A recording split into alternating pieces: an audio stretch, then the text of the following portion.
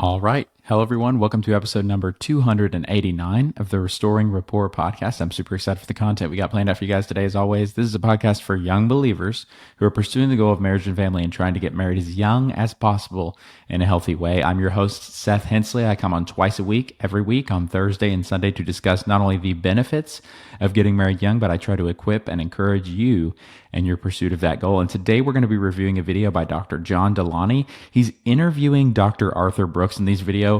Obviously, both of these people not only have way more experience than me in the counseling and therapy world, and I would never do something like that as I'm not licensed to do so, and I also just have never, interviewed that many couples. So I would never claim to be an authority over those people, but I do want to review what they're talking about for my own marriage. And hopefully you guys who are trying to, get married soon, you're going to have to start kind of formulating a marriage plan. You're going to have to start formulating a marriage goal. What are the unshakable goals of your marriage that you're going to protect no matter what? And these are important questions that you're going to have to be able to answer. So I'm going to review this video by these two doctors, having a conversation on marriage, and the real reason that marriages fall apart is the video title. And so I'm just going to and I think my thesis kind of going into this from my own personal experience is that marriages fall apart because the people in the marriages have a goal other than connection that they have considered more important than connection. That is why I think marriages fall apart. And we're going to see what these doctors say. I think I started this video in the car yesterday with my wife, but we only got like 10 minutes into it. So hopefully I'll be able to cover more than that. If not, though, I think it would still be some great content for you guys to listen to. So again, if you're a young believer pursuing the goal of marriage and family, trying to get married as young as possible in a healthy way, keep listening. Hopefully this episode will generate a lot of value for you. And without further ado, let's go ahead and see what they say. And I'm going to kind of react to this from the perspective of my own marriage and kind of, tell you my perspective on what they're saying. You teach love to grad students at Harvard, right? And they love it. Well, I teach happiness. I teach the science of happiness, right. and the most popular module in the class that I teach at the Harvard Business School, the MBA curriculum, the most popular module of that class, which is a very popular elective. I got 180 in the seats and 400 on the waiting list, right? Is how to fall in love and stay in love. Here's the path. And this is my unsophisticated take, and I want you to walk us through what's actually happening here. My grandparents were married 73 years. Right. And when my granddad died, my grandmother was so pissed that he couldn't wait 2 more years because she get that 75 number, right? They were hilarious and amazing. He's a World War II vet. She was raised 4 great, wonderful kids. But when he died, it was just the decline was quick. Uh-huh.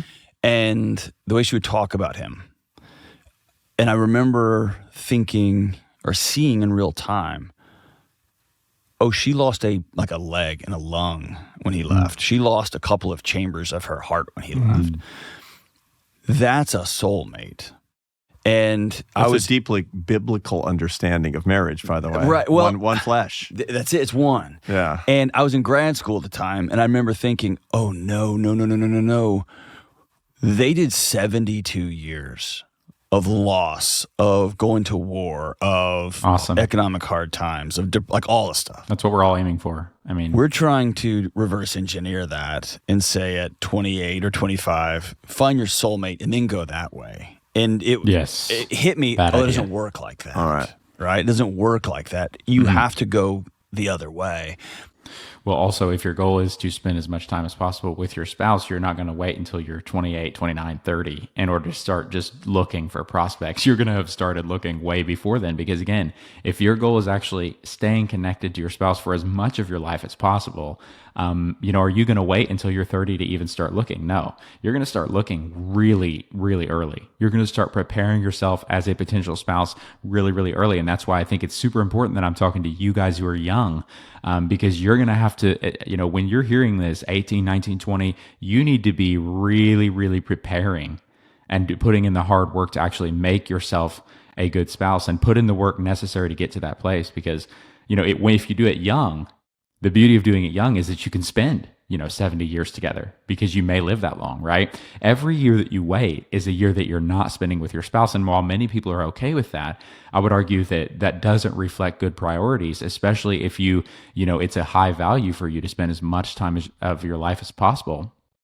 with the person that God has put in your life for you to love the most, right? And so I think that you just need to start preparing early. And what we can get from this is that if you do that correctly, you'll be able to spend a lot more time with your spouse. Let's go ahead and see what he says here, though.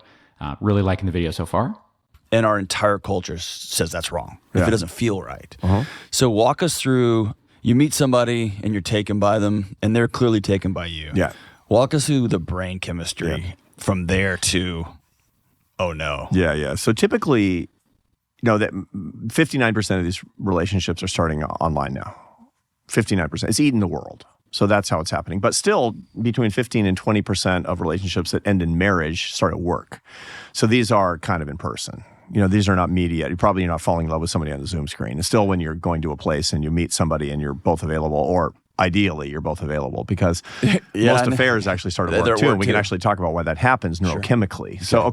So the way that it starts is the ignition of relationships, of romantic relationships, it's hormonal. And so it's testosterone and estrogen, and the sex hormones are the ignition of attraction, basic attraction. And so we're uncomfortable with that. Because what does that mean? That seems sort of unseemly. No, that's natural. That's biology. I see you and I'm attracted to you. Yeah, you're attracted to another person, right? Now, if that's all it is, then you're going to end up in relationships that people regret, that are not healthy, et cetera, et cetera. Generally speaking, when you're attracted to each other and get to know each other a little bit, then the second stage happens really, really quickly, just within days ordinarily.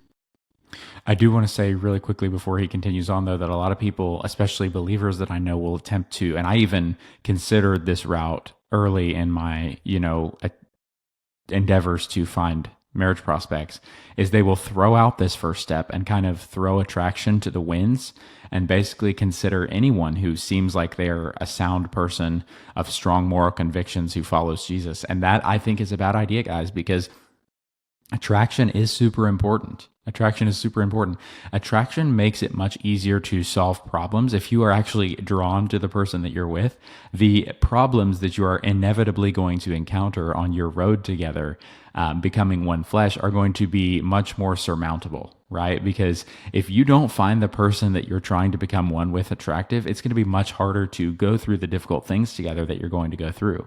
So, and again, attraction is just one of the things that makes the marriage union unique. And it's one of the only things that makes the marriage union unique, right? You might say intimacy, you might say closeness, you might say camaraderie, but all of those things are actually available, externally in other forms of relationship other than marriage. For example, camaraderie, I have that with my guy friends, right? Intimacy, closeness, I have that with my home church group. I have that with my house church group. And so there are things that marriage has that are unique, and there are things that marriage has that are, totally available in other forms of relationship. But one of the things that's not available in any other form of relationship, ideally, or should not be available, is attraction, right? I'm not attracted sexually to any, through other relationships in my life. That is solely available for my wife, right? And so that's something that makes our marriage unique, right? Because no other person in my life, I don't have a sexual connection with anyone in my life except for my wife, right? And that's one of the things that makes it special, right? So you've got to have that element starting your relationship out, or you're just going to make it harder on yourself. So I totally agree with that. Let's see what he says the second step is in falling in love. That involves two different neuromodulators, which is dopamine and norepinephrine. Okay. Those are two neuromodulators that govern euphoria when you see somebody, and anticipation.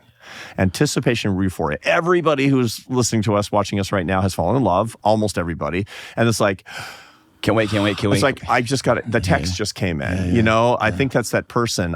You see the person from afar, and you have that weird feeling of euphoria and anticipation. But I didn't know adrenaline is in on this. Yeah. Norepinephrine, not epinephrine, norepinephrine, which is related. Of course, it's all from the adrenal glands. They're highly related. I didn't know that was was part of the game. Yeah. Okay. Oh yeah. So because you got to get that's gas. Yeah, that's gas. And what that's doing is taking you then to step 3, which ordinarily will start happening a couple of weeks in, once you're dating and know each other. Okay. Then what happens is this crazy thing where there's another, you implicate another neuromodulator, but it doesn't increase. It plummets. Falls off the map. Yeah. That's serotonin. So now everybody knows at this point, they think they know, that clinical depression implicates serotonin. So serotonin levels are too low in the synapse of the brain. And for, blah, blah, blah, gobbledygook, what's going on is when people take antidepressant drugs like Prozac, that's supposed to increase the amount of serotonin in the bloodstream that's in the synapse. Right. And so why? Because there's all this evidence that when serotonin levels are low, you're going to feel sadness. You're going to feel rumination, ruminative sadness. Now the part of the brain that's implicating is a thing called the ventrolateral prefrontal cortex. It's literally a structure in your brain dedicated to rumination. I'm so stupid. I can't believe I did that. Right. My life has been a mistake, et cetera, et cetera. What's the for lack of better terms, what's evolutionarily that would preserve us, that would keep us in the tribe? Yeah, well, not necessarily. What it does is it makes you learn from your mistakes. Okay. When you ruminate on something that happened in the past, you learn from something that didn't go right, so you don't do it again in the future.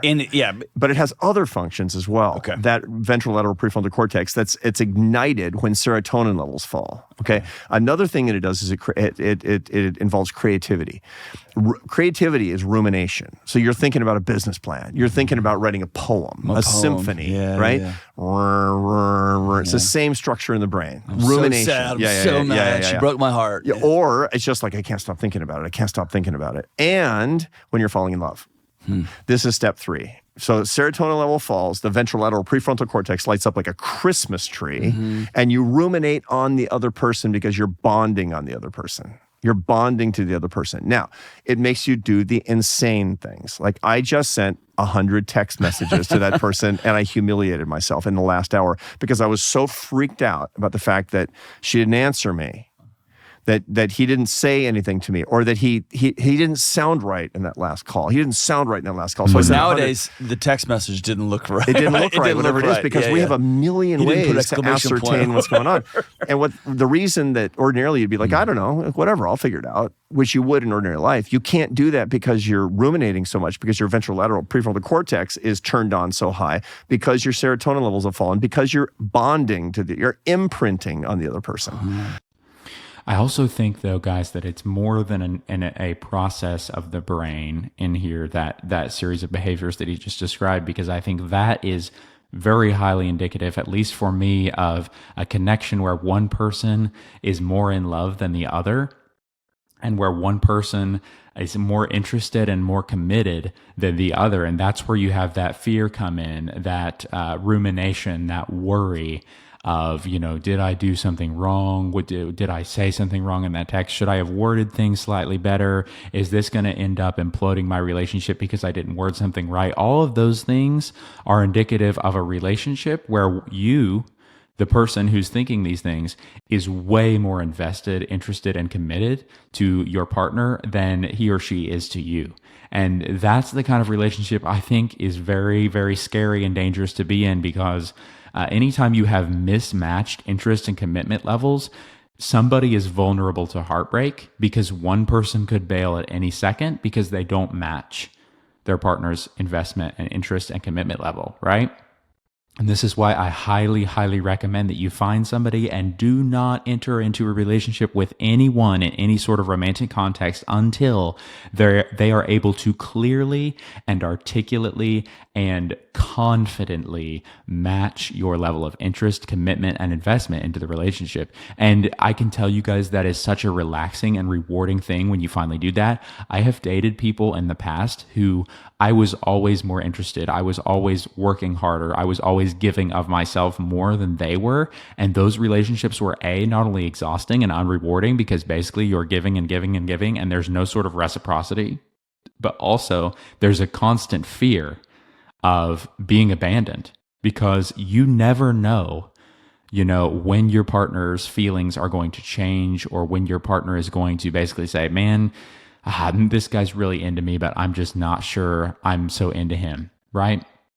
And then they could bail at any second, and suddenly you find yourself in a position where you're really interested, right? And because they're not as interested in you, they have less to lose. You have more to lose. Your heart is totally invested and theirs is not. And that's an awful place to find yourself. So again, I just encourage you, I want to hammer this home, really, really, really make sure that in order to prevent these, awkward situations of very painful rumination and worry and regret and sadness and heartbreak, you need to make sure, 1,000,000,000% sure, that the person that you are about to enter a relationship with is as interested, as committed, as invested as you before you cross the line into that committed relationship. So don't start dating, in my opinion, until you know that person matches you, right? So first, you don't date somebody that you are not maximally interested in, right? And secondly, you don't date anyone who is not maximally interested in you. Because again, that's where that rumination and worry kicks in. I don't think that has to happen. I don't think that's a biological brain thing that has to happen. And I don't say that as a medical doctor or someone who understands the brain, but I do say that as somebody who has experienced this, right? And so I have experienced the rumination and the worry and the regret and the, I'm super interested and this person is not. I've experienced that. It's an awful way to live, but I did not experience that in my relationship with my wife, right? And so it doesn't have to happen. If you make wise choices, I think you can actually avoid this step altogether. Maybe these doctors disagree, but when I met my wife, very quickly I began to realize, holy cow, this woman that I'm super interested in on every level is actually matching me in interest and commitment and investment. My heart is not more invested than hers. She's actually super invested in the outcome of this relationship and wants to marry me and is like committed to do so. Like she was determined to do so. It wasn't like a we'll see if it works out kind of thing for her. She was not like thinking about it, like weighing her options. Should I marry him? Should I not? That there was none of that there. And you can detect this, guys. I promise. If you're worrying constantly, that's an indication that the commitment levels are mismatched. The investment, the interest levels are mismatched. If you're not worried about it, that I think is an indication that the interest and commitment levels are matched. And man, is that a wonderful kind of relationship. And I can say this from personal experience. You do not have to have the kind of relationship where that prefrontal cortex part of your brain is constantly focused on rumination. You can have a relationship where you're totally relaxed and confident in your partner's ability to stick around and love you to the best of her ability, right? You can be totally confident that she is absolutely 100% over the moon in love with you. And that kind of relationship is possible because that's what I have right now. So I'm telling you guys, be very careful with who you start dating, okay? Let's see kind of what else he says in this video. That's what's going on. You're writing a symphony in your brain about the other person. The other person. Right. And your brain looks like you're clinically depressed in step 3, right? That's the reason that people are like, it's so wonderful. It's so terrible. Yeah. That's why. It hurts. It's misery. Yeah. And if you stayed there for the rest of your life, you'd want to die. Yeah. You would literally want to die. What you're trying to get to is the step 4, where you have other hormones and neuropeptides. For example, oxytocin, which is a bonding hormone that says, this is a member of my tribe. This is my kin. So that's when you're low, it's met. Yeah, well, that's when what will happen is you start to recognize somebody as your partner. After a while, you have to go through these steps. But step 4 is the bonding that actually is involved in the production of oxytocin. So that's what you're trying to get to. That's what you want to get to. 1, 2, 3, 4. It's wonderful. It's terrible. It's frightening. It's exciting. That's the whole thing. But again, remember, now we're stable. You and I know, because this is our world. Psychology is biology. It just is. And you're doing all this stuff. You're not an idiot. You're falling in love is the way that this works. If you understand this, you can manage it better. Do you want to, though? Because I feel like that's what eHarmony does. Yeah, well, eHarmony doesn't do this necessarily because it doesn't actually take us through the steps. Right, it drops you off. Yeah, it drops you off. But I remember I skipped a final to go get coffee with my wife. Yeah. And I literally rationed, I'll talk to the professor, we'll figure this out. Yeah. And that makes, if my son was like, Dad, I met this girl, I'm going to go get coffee. I would say, please go. Please go take your final. Go out your final. I know. But also, Okay, though, wait just a second. Wait just a second. You've got to be really careful here, I think, Dr. John. And again, I'm approaching this conversation from a very humble position because these men have both done a lot of work in this, and I'm not, critiquing what they're saying, but I do want to offer my experience and perspective. I would, without a second thought, give up, something related to college in favor of spending time with my wife, because one of those things matters infinitely more than the other. And to some people, that's not the case. Some people value education or travel or hobbies or luxurious living or their own personal preferences above their relationship with their spouse. And this gets into the connection issue thing because, the title of their video here is The Real Reason Marriages Fall Apart. And if you approach your life from what I think the idea that Dr. John just endorsed of, valuing school above, quality time with your spouse, I think that's what ends marriages. So you got to be really careful there, guys. And I know that the key detail here, though, is that these two people are not married yet. They're just dating.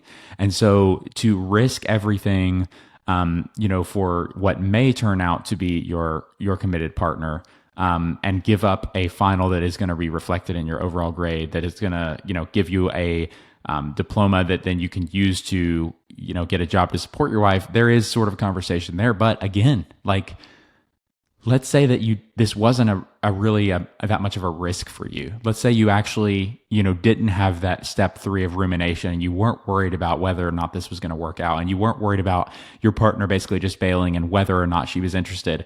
If you know where your partner stands and you know that she's actually moving towards the goal of marriage with you, I think it would be stupid to, in any way jeopardize or undermine or devalue that in favor of a final.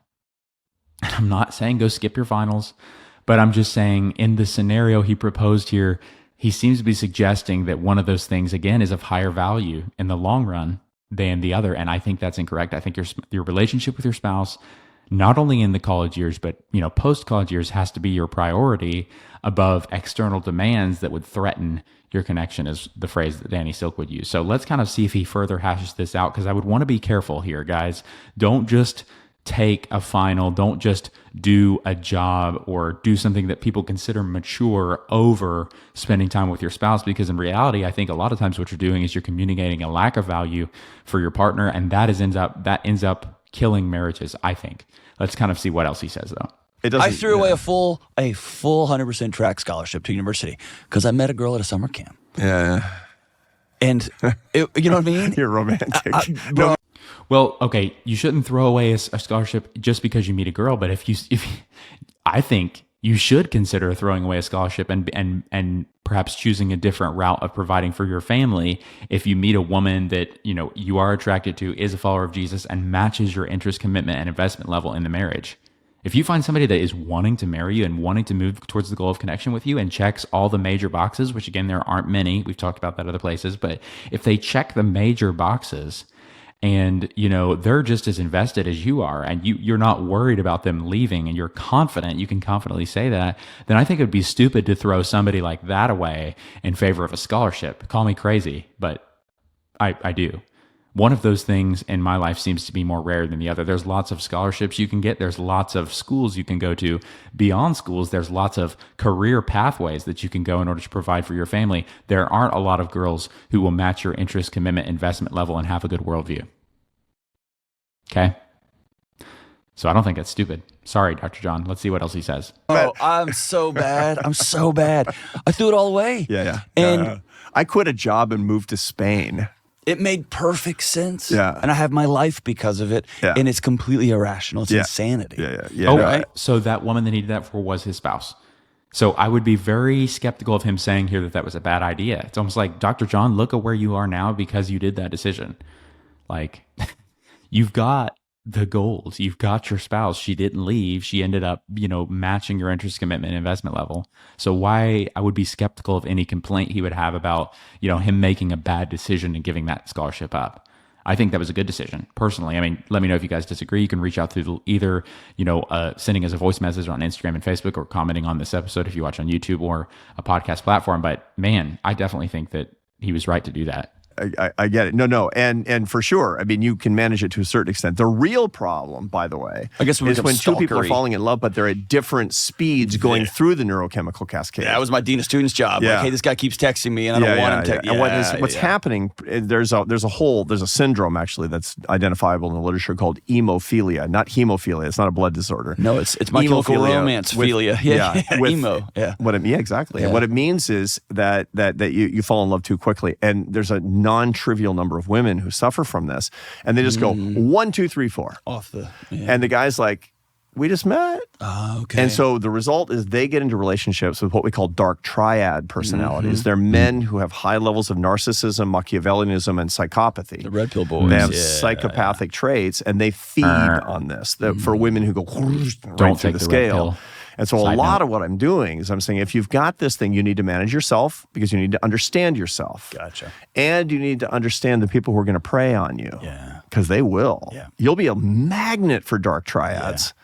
And it'll be like, every boyfriend I have is a psychopath. Yeah. But it's literally true. Yeah. Not because you have bad luck, but because you're blinking light that says, psychopaths welcome.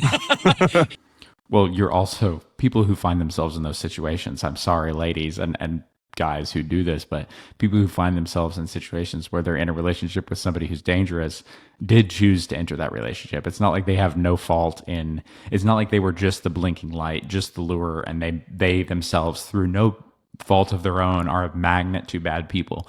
No, you actually don't have to get close to people that exhibit these dark tetrad personalities, Machiavellianism, narcissism, psychopathy, these things. You don't have to, they don't make you get close to them. You cross the line, you choose to do that. You say, yeah, let's date, let's become boyfriend and girlfriend, let's make this thing official. And you're the one who did that. So I don't really have as much mercy for people who do this because it's through their own stupidity that they find themselves in these situations. Oftentimes, in my experience, blaming their attractions. I'm just attracted to bad boys. I have a bad taste.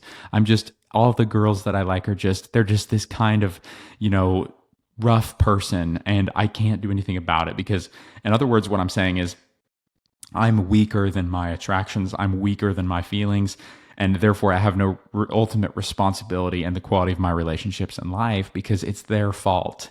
It's my feelings' fault that I'm finding myself here. No, sweetheart.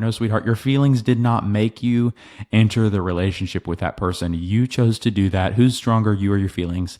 You are. This is elementary concepts, okay, that people have forgotten in order to absolve themselves of personal responsibility for the nuptial or relational messes that they find themselves in.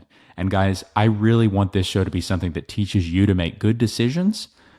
You're not victim to your attractions. You're not victim to somehow the kind of people that are attracted to you. You get to decide whether or not you become close to these people, and you get to decide how close you allow them to get to you. And right? And so the simple solution to this, I think, is not being led by your feelings if your feelings are wrong. Okay, you're attracted to a guy. You're attracted to a girl.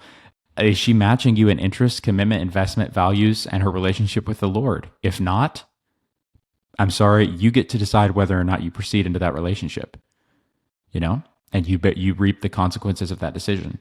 Okay, this is all about personal responsibility, and I don't like it when professionals give brain chemistry excuses to people to kind of, bail them out of the decisions that they've made in their life. And I know that's not necessarily what these two are doing, and they've had so many great points, so I'm not trying to undermine them here, but I do just want to make that clear that you decide, you have the power to decide what you do, and you reap the consequences of your own decisions. And here's I feel like 95% of this show has become un-Hollywoodizing everything. Yeah. It is not sexy every morning. Like I would eat my body weight in gummy candy every day. Mm-hmm. It's a problem. Love it. Me too. I have to decide, am I going to do that or not? Right. There is no Hollywood movie that I know of that's worth watching that somebody says, hey, I need to consciously and intentionally limit myself to 3 text messages a day to this person. Uh-huh. That just doesn't exist. Uh-huh. Okay, I remember this point in the conversation when my wife and I got to it, and we had very different perspectives. Lainey, my wife, she said, Seth, there are some people who they will do this. They will, begin saying, I love you, and begin getting attached and begin saying, well, why haven't you messaged me back after the first date? And I'm like, okay, well, to me, I just react to any sort of ideology that would suggest that you should limit the number of conversations and interactions you're having with the person that you're supposed to love most in the world. And I think the key distinction here is that you can overstep, you can, sort of communicate to your partner in such a way that you should not. So, for example, like the week my wife and I met, like I was extremely interested. I don't think it's wrong for me to show that, like through text, through my intentions, through asking her out on dates, through communicating my interest in spending time with her. But I do think it would be wrong for me to tell her like, I love you, or, like, hey, I'm just, I love you, because that's communicating to her like, we've been married for 50 years. That's what you earn the right to say after you've done some hard things. You've talked to your parents, you've proposed, you've actually committed for life. You've said, I'm never leaving, and I'm not going to say I love you until I'm decided I'm never leaving. And so I don't think you should do that. So I agree with my wife that is, definitely the case. Like you shouldn't violate the steps to a healthy connection. But what I want to be really careful of here, guys, is you should also utterly and completely reject any, suggestion that would want you to show less interest in your spouse, for lack of a better word. I mean, like, that's only a danger if, again, one party is more interested than the other. You don't overplay your hand. You don't show your cards too much if the other person is also on your team and matching you in interest, commitment, and investment, right? The only time that it's dangerous to overplay your hand and not keep your cards close to the vest and hide your feelings and do all this is when you're not sure if the other person is on your team and interested and committed and invested or not. That's when it's dangerous. That's when you have to play your cards close to the chest. That's when you have to be not honest with somebody and not forthright and forthcoming with somebody, is when you don't know where they stand, right? You don't know if they're going to leave tomorrow or if they're going to be here forever. And that conflict in your brain is causing you to say, to wonder, man, should I reveal my total hand if they're keeping things close to the vest? If they're not committed, should I, announce my commitment? Which is, of course, is a bad idea, because again, you don't know if they're on your team or not. But I don't think it's dangerous to absolutely communicate your smittenness and interest and investment and commitment if the person matches you in all of those things, right? And this is why I think finding somebody who matches you is in those things, your beliefs, your investment, your interest and commitment, is extremely important. Because if you find somebody like that, you're not afraid of making mistakes. You're not afraid of texting too much. You're not afraid of being very vulnerable with that person, right? Because you know where they stand. You know they aren't going to leave. You know that they're in it for the long haul. They're not going to leave you no matter what. That is what makes a powerful connection. And that's really, in my opinion, the only thing that can make a powerful connection. And guys, we actually have not gotten to what they say the real reason marriage is falling apart is, but we are out of time today. So thank you guys so much for listening. Hopefully I would like to review this conversation in the next episode. Man, look at that. We only got 13 minutes into this conversation. Wow. I was hoping to get further than that, but it is what it is. I'm glad I said what I said. And thank you guys so much for listening today. Hopefully we can review this in the next episode.